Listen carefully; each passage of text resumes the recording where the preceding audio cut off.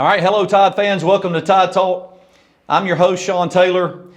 As you can see, it looks a little different. We have a little different setup today. My buddy Jimmy is on the road traveling, but we, thank goodness to technology, we're Zooming him in. And of course, Maurice is joining us like normal from Zoom down in Panama City Beach. Hello, Maurice. What's up, Tide? So guys, I just want to pause for a second. I want to do a quick shout out to a Tide fan that's having some issues. She's been dealing with some liver problems. Her name is Kelsey DeRiso. She has been, as of yesterday, recently accepted into Atlanta for a liver transplant. So I want to give her a shout out, wish her well, let her know that here at Tide Talk, we're thinking about her and praying for her. So if you guys will join me in that, I'd appreciate it. Yeah, get well, Casey. Praying for you, girl. Prayers to you. So, guys, little bit different show than the last one. We kind of anticipated what was going to take place this Saturday. I don't know that we all expected a 63-point showing. A lot of help from different aspects of the team. That was good to see. But Maurice, I'm going to start with you. I want you to give us your rundown of your thoughts on Saturday, and tell us what you saw, what you watched, what you felt about that, and we'll start with you. The only thing that I took from that game, well, two things. One, UL Monroe must be the worst football team in college in America, because that was a really dismal performance on their part, and I don't think that's any reflection on Coach Bowden. But that was really bad. The other thing is I was glad to see some receivers finally put forth some effort. And that was about it. Running game wasn't great, but I looked up our stats nationally and we're doing all right running the ball, nationally ranked. But I think defensively, you finally saw them smell some blood in the water. Finally. Yeah. Jimmy?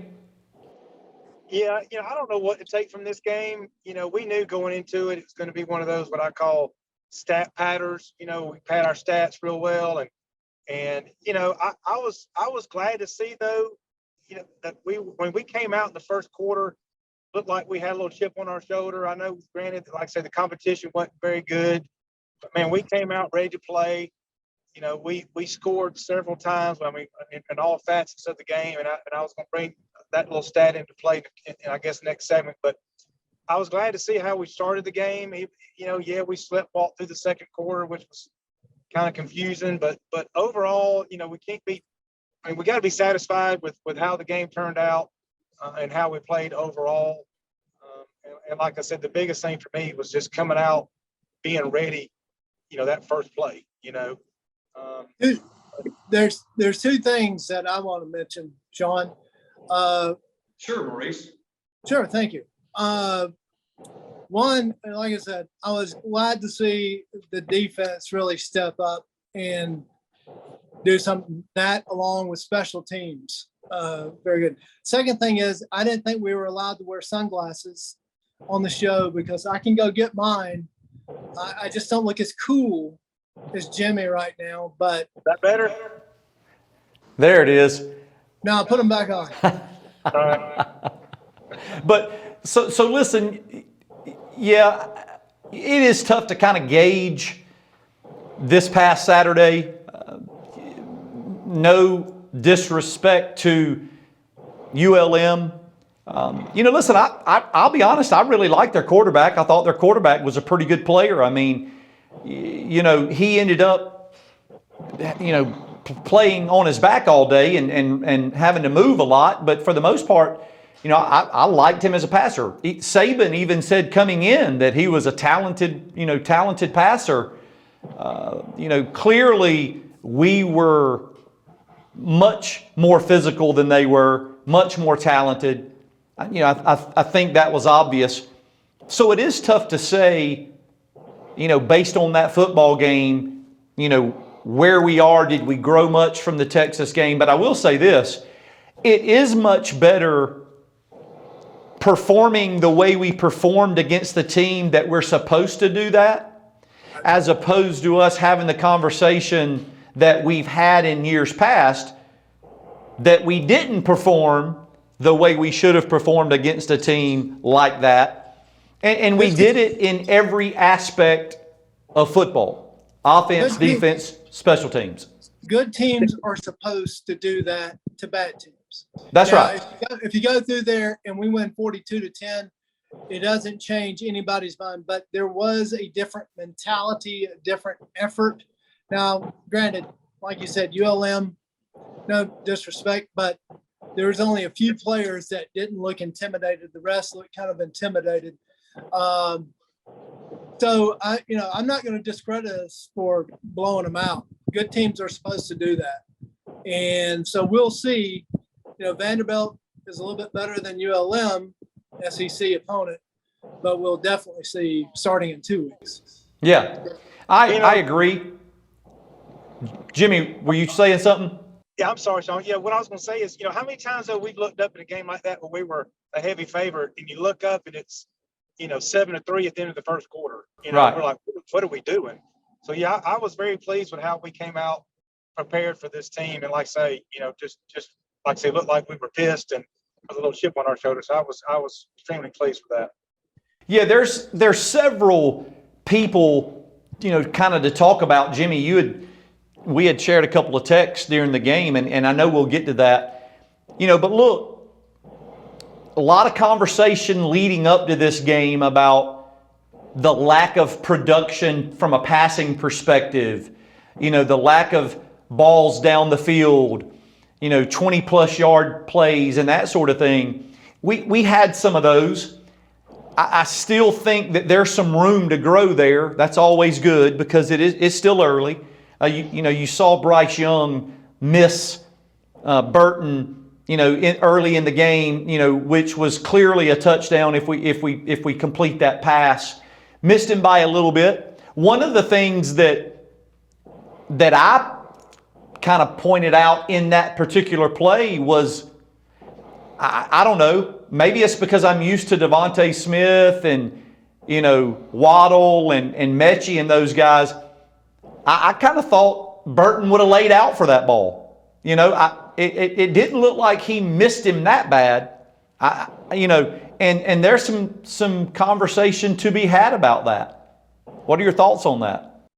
I saw some alligator arms, and really, as far as effort, I only saw one that I thought impressed me. When I say impressed me, I'm talking about from what we're used to in the past 5 or 6 years at wide receiver. I still think Brooks is struggling. Burton's got some issues, it appears. I don't know what it is. But I've only seen one that really is, to me, is improving and trying to get better, number 11. So Trayshawn Holden, yeah. I see that, and Latu had his best game, I think, of his career the other day. So maybe that's coming about. Who knows? But I definitely want to see. We got to have at least 2. I'm sorry, 2. Yeah. And we do have to. Did you say 2? Down the field. We had to have 2. Right. Yeah. We still got to get that downfield passing game going because, man, what I saw is, to me, actually Bryce missed that one. Then he underthrew one that was open for an interception. That tells me that we need more reps there, or we need more opportunities because there's something missing that we haven't seen. And I'm not saying it's Bryce necessarily, because we all agree he's, again, probably the best quarterback in the country, if not at least top 2 or 3 for sure, quarterbacks and players. And so I don't know, man. It's just like something seems to be a little bit off there. Yes, I was definitely glad to see that we finally took some of those shots down the field. I'm not sure why it took, the 3rd game of the season to do it. But I was certainly happy to see us, in that part of the game, or as far as our game plan is to finally throw the ball and get the ball down the field, stretch it. Well, we're going to come back around and talk a little bit about that because I do agree there's some things to discuss a little bit. Maybe it's, timing. Maybe it's we need more opportunities or whatever. But let's take a quick break. We'll come back and discuss that a little bit, but I also want to get into the defensive side. And Jimmy, I believe you said you had some stats. So hold your seats, Tide fans. We'll be right back with Tide Talk. What is community? Is it a neighborhood? The businesses and homes inside it? Maybe community isn't just a place. Maybe it's a state of mind that when we care together, cheer together, we're closer to what really counts.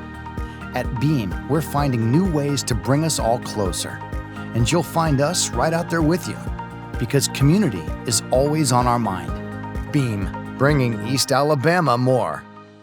All right, welcome back, Tide fans. So right there before the break, we were just talking about, stretching the field, looking at some stuff over the top. I think there's several factors there. Yes, Bryce underthrew one. He overthrows one to Burton, underthrows one for an interception.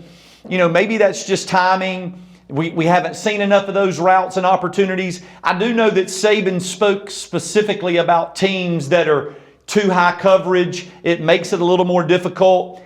I believe that that's where you got to be creative with the routes and the scheme and the patterns. Maybe that's a Bill O'Brien issue. But I also think that when you have the guy like this Harrell from the transfer from Louisville, supposed to be this speed guy, sometimes you just sprint guys down the field that are faster than everybody, and you take a chance and you throw that ball and you give your receiver an opportunity to catch it.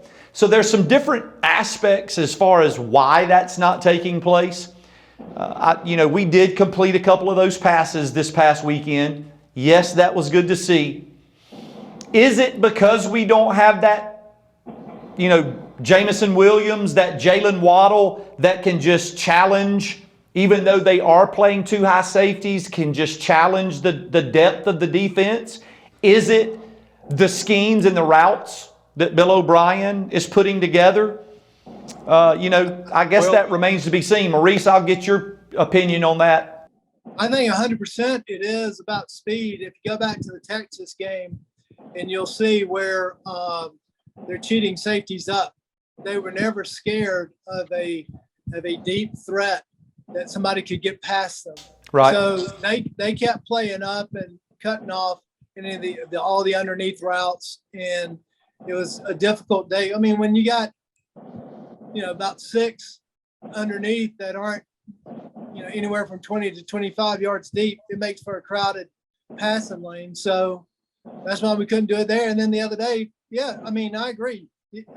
Believe it or not, mark this day down. I agree with Jimmy some that you have to be able to stretch the field just to get them out, whether or not you're going to complete it or not. But you got to respect it, and you got to play it honest.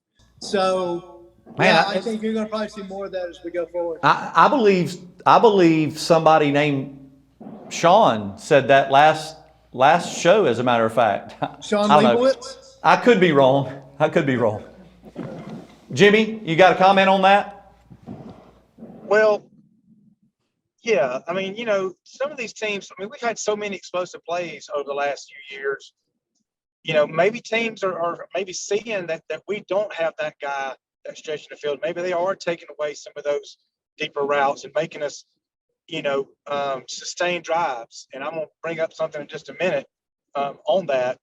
But, so there could be something to that, as far as taking away those deep routes, and again, making us drive the ball, using those, instead of us scoring in 2 or 3, 4 plays, now it's taking 6, 8, 10 plays. And I don't care who you are, you've got to sustain and make that many plays and execute that many plays. It makes it a little bit more difficult to score. So, I think maybe we're seeing it from both of that, both sides of that. The beauty of that, and fortunately for us, we have a quarterback that appears to be patient enough and smart enough to check down, to throw the routes. I mean, look, right now, Jahmyr Gibbs is the leading receiver on the team. And a lot of that is due to the fact that they maybe are taking the deep ball away or some of the deeper routes away. But Bryce Young is mature enough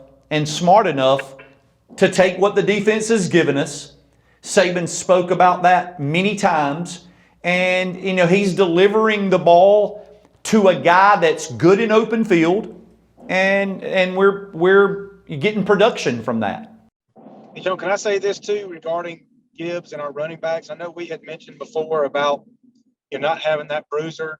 We do have these little kind of scat backs, and I agree to that to an extent, but we did get a glimpse of just how explosive every single one of them. I'm talking about even down to our fifth string. Wow. How explosive those guys can be, giving them a little bit of space. And I was kind of excited to see that as well on Saturday. So let me get this straight. You were agreeing with me, but then you had to say to the extent. I gave you credit. Why can't you give me a little credit? I'm not there yet. I'm not there yet. I've taken too much harsh criticism from you lately. I will say this. I am not sure that scat back is the right term for all of our guys, because if you watched Roydell Williams on Saturday when he got in the game, that one drive where he touched the ball every play, there were several runs where he is very physical, taking contact, so and I'm gonna tell you, the one exception. I'm gonna be honest with you. When I saw Chase McClellan jog off the field the other day, he don't look like a scat back. He looks like a grown man. He doesn't look like Brian Robinson. I, He doesn't look like physically, well, no, because those are creatures. Those are freaks of nature. Derrick Henry and Najee Harris are 6'3", 230. So no, they're not those guys. But again, that goes back to my comment about we might be a little bit of spoiled Alabama fans because Derrick Henry and Najee Harris were freaks of nature. But I do believe they are physical enough to get the yards between the tackles. We'll see once we get into SEC play. And I agree. We'll see. That's right. That will be tested. You know what sets the SEC apart from other conferences? Defensive linemen. Yeah, that's right. I agree. But we will be tested a little bit later. We will see if we're able to run the ball between the tackles, and we're going to have to at some point. So, manage the clock, control the clock, and keep the ball in our possession. So that will be tested later. I will say that there's one guy that I know is very, very physical, and that's the backup quarterback, Jalen Milroe. I mean, at some point, though, we're going to have to teach him to slide because he is not afraid of contact. I got a question. I'm waiting. All right. If he's supposedly the fastest player on the team and probably the biggest in the backfield, shouldn't he be listed as a wideout or a running back or a slot or something? H-back? Well, not if he's the number 2. Because if something happens to Bryce, God forbid something were to happen to Bryce Young, he's the number 2. I don't know that Ty Simpson's ready yet. Too good of a player to be standing on the sideline when he's probably the best athlete on the team. I don't disagree, but I think under the circumstances, with him being the legit number 2, you can't risk injury. So, that's my comment to that. But you also, again, you mentioned we're getting into our SEC schedule. Who's to say that we don't have something, for him when we start getting into the SEC play? Again, that remains to be seen. We will see that. Because he didn't line up at quarterback when it was 4th and 1 against Texas. That's just a quarterback sneak. That's not a trick play. I mean, right. So I know I'm out coaching Saban. Sorry. Well, easy, big fella, easy. So we'll take another break here in just a second. We want to come back. We certainly want to talk about the defense. Again, a lot to talk about. Things were positive from Saturday, but we want to talk about the defense. We want to try to also talk about special teams, but we also got to talk about the upcoming game a little bit with Vanderbilt. So let's take a quick break. Hold your seats, Tide fans. We'll be right back with Tide Talk. I know Beam. I used to watch cartoons and sports on their TV, and now I use their internet. Take it from Javion Cohen, all SEC team offensive lineman.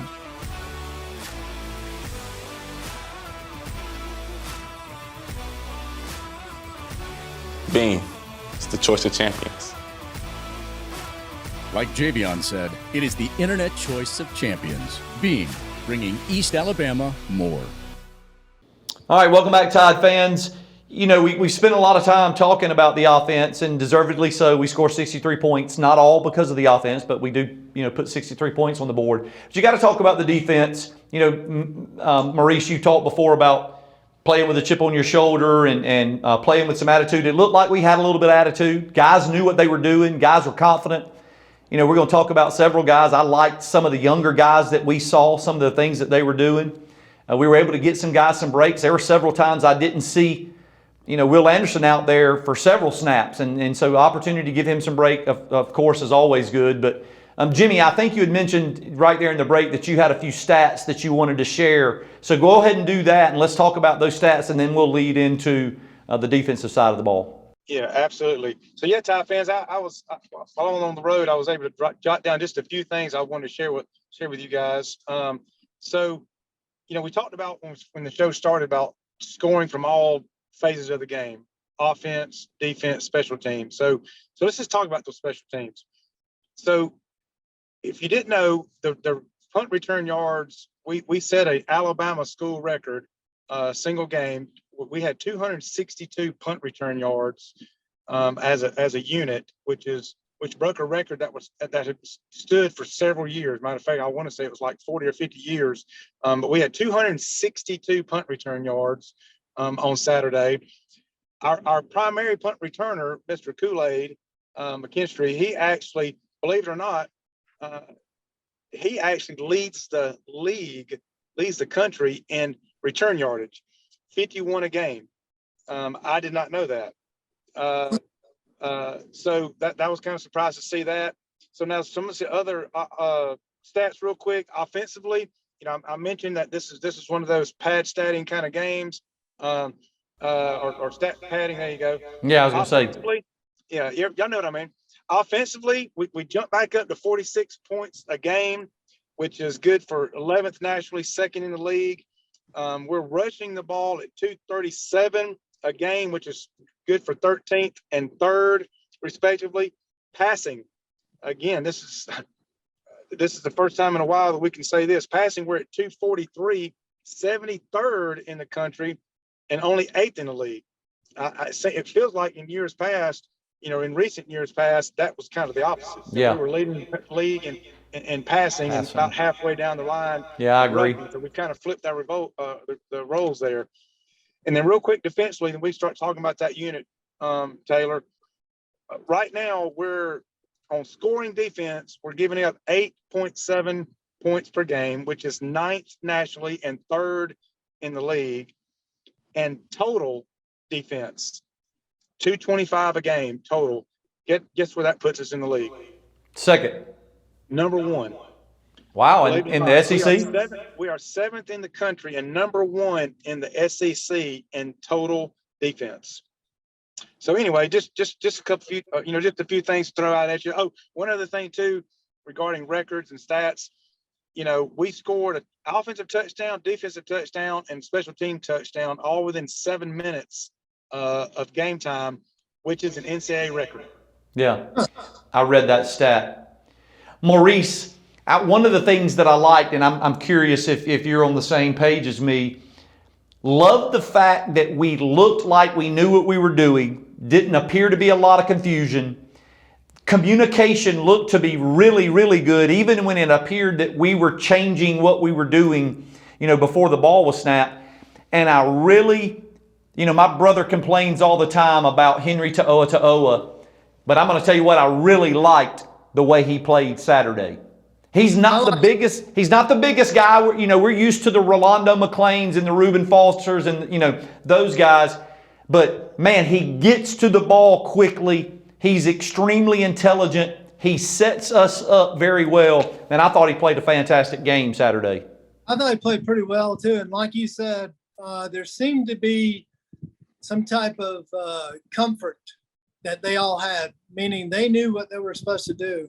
I saw a little bit better blitz packages. Some of them were just zone blitzes, meaning quarterback rolls this way, I go up, you step back. and there didn't seem to be any gaps, was what it appeared to be. But I like the fact that, like you said, even at the snap, no matter what formation came up, they were all comfortable.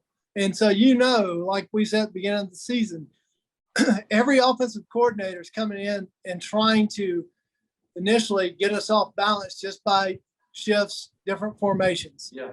The other day, felt really comfortable. Can't get ahead of yourself. It was ULM. However, it's good. I mean, think about how mad we would be if there was confusion Right. in that game. Didn't see it. Felt better. Maybe we'll continue it coming on. Maybe it was a wake-up call at Texas. I don't know. I don't always believe in that, but they seem to be a little irritated. Yeah. So, Jimmy, you had mentioned during that game about liking the play of number 32, freshman linebacker Deontay Lawson. Man, I'm going to tell you what, he reminds me a lot of Dylan Moses, not just because he wears number 32, but his stature, the way he attacks the ball. He seems to be around it all the time. I was very impressed with the way he played. And you can't take nothing from Jalen Moody either. Now, I love Jalen Moody. I've been saying that for 2 years. Jalen Moody is playing with a purpose. But, yeah, Deontay Lawson seems to have, himself set in that defense. Well, he definitely showed up this past week, and he's definitely going to be the next, name that we need to keep on, keep an eye out for as far as our next leader on that defense. He's going to be the next. I mean, if you ask me, I think he's going to be a NFL, draft pick, and so he's just the next in line. Yeah, and like I say, he kind of proved that. Another, he, of course, being a true freshman, another true freshman, which is, stepping up his game, is Terrion Arnold. I think he's the best. I mean, I think he's the best defensive back right now we have, and he's a true freshman. And playing really well. Playing really well. I was about to mention him. I mean, look, when you got a freshman All-SEC, All-American coming from LSU and Ricks, and he's fighting to see the field. I mean, that says a lot for the competition that's taking place. So it makes sense why Saban keeps saying that there's competition in those spots. Yeah, and it's every week. I mean, it's competition every week. So really, again, that just tells you those older, guys that we thought would step up in like Ricks, it's just, they're not doing it yet. I mean, Who knows? But So, man, again, we don't have a whole lot of time to go in. We could talk about the defense. Man, Will Anderson gets the interception. Of course, a lot of guys were able to get to the quarterback. Man, I think it has to do with just the comfort level and the confidence that they play with now. They're all used to each other. I believe the front seven feels confident that the backs are going to cover their receivers. Great play from Helms and from Battle. I think Malachi Moore is really starting to be the guy that we thought he was going to be when he was a freshman. So it's Brian Branch is, in my opinion, really, really good back there. So again, man, feeling really confident about the defense. Maurice, we don't have an extreme amount of time. I want to put you on the spot and go ahead and throw out there. It's Vanderbilt. We know Vanderbilt's, the bottom in the SEC. It is what it is. Let's get an idea of what your thoughts are for this Saturday. Well, first of all, Vanderbilt is no Auburn. Let's go ahead and say that. So I'm sorry, I had to. True. I'm going to say 52-7. It's another cakewalk. They're playing at home. They still got that chip. So yeah. 52-7. Jimmy. Yeah, I think this is another game that we can look to pad our stats. I'll be surprised if it doesn't get out of hand real quick. Again, if we show up like we did this past week, focused, like I say, with that chip on our shoulder, I think it could get ugly as well. I mean, it could be, again, I think we could just kind of name our score. I mean, I don't 50 something to very little. This will be Steen playing against his former team, our starting left tackle. I'm sure he'll be playing with a lot of intensity, a lot of passion. I'm looking for a 55-3, 55-7 type football game. I don't believe that they will be able to do much offensively. I could be wrong. I have been wrong once before, but I don't see that happening.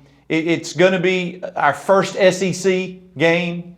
We ought to get up for that, if nothing else, just because it's an SEC football game. Fortunately, we are playing at home. The big one's coming the following weekend. I know we'll spend a lot of time talking about that. That's going to be exciting. I know there's been some conversation about, man, are we ready for that? We'll see how we play this weekend. And of course, then we'll attack that next game against Arkansas. We'll attack that, next week. So, guys, thank you for joining me, Jimmy, while you're on the road. Maurice, while you're down there enjoying the sunshine. We'll do this again. We'll do this again next week. And Tide fans, we'll see you next week after a big win against Vanderbilt. Roll Tide. Roll Tide.